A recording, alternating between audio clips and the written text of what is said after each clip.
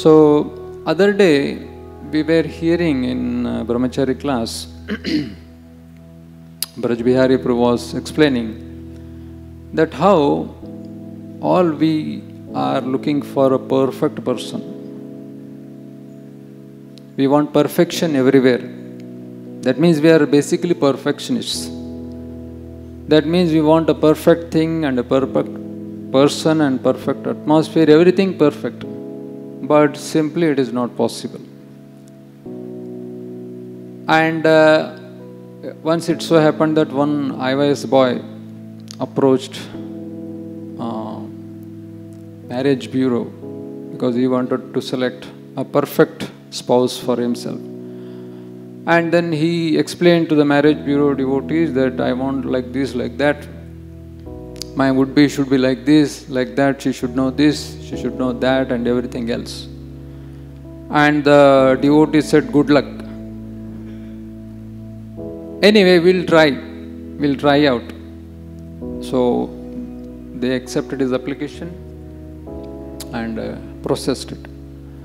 And after some time, the boy came to them and asked, so did something happen? Did you find somebody?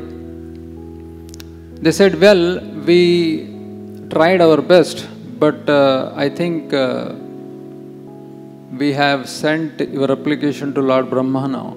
Because in this world, such a human being which you are looking for, a perfect match, has been created so far. If at all he creates, no, he will inform us and then we will inform you. So please wait until then. So this is what happens in this material world. We are all looking for perfect people, perfect atmosphere, everything perfect. But of course there is a good news for all of us. What is that good news? Lord Ramchandra. Because he is such a perfect human being and perfect Lord. He is perfection to the limits, you can say. Perfection personified. And we see in his beautiful pastimes narrated in Srimad Ramayana that how he was a perfect son to his father Dashrath. He was perfect husband for Mother Sita. He was perfect brother for all his other brothers. He was a perfect king for entire Ayodhya and entire earth. And he was also a perfect friend for devotees like Sugriva.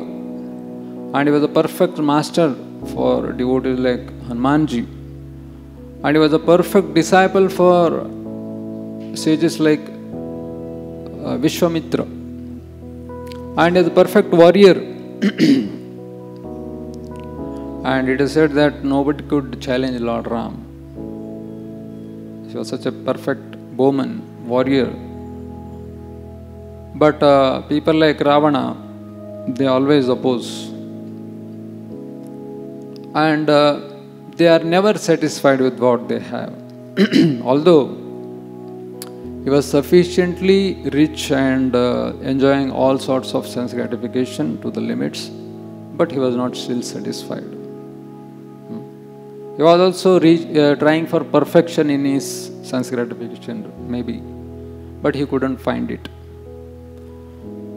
So, therefore, Srila Prabhupada mentions in Ishopanishad that causeless unwillingness, that is a disease of the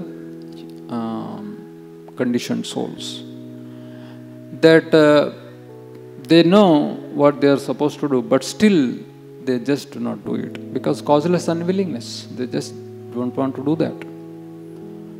And it is explained that there have been two big fools so far.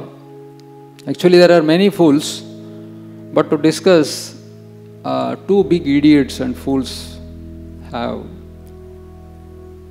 walked on this earth. Who are those? One is Duryodhan and second one is Ravana. They are idiots because they knew that whom are they challenging and what is their fate going to be. Yet they opposed.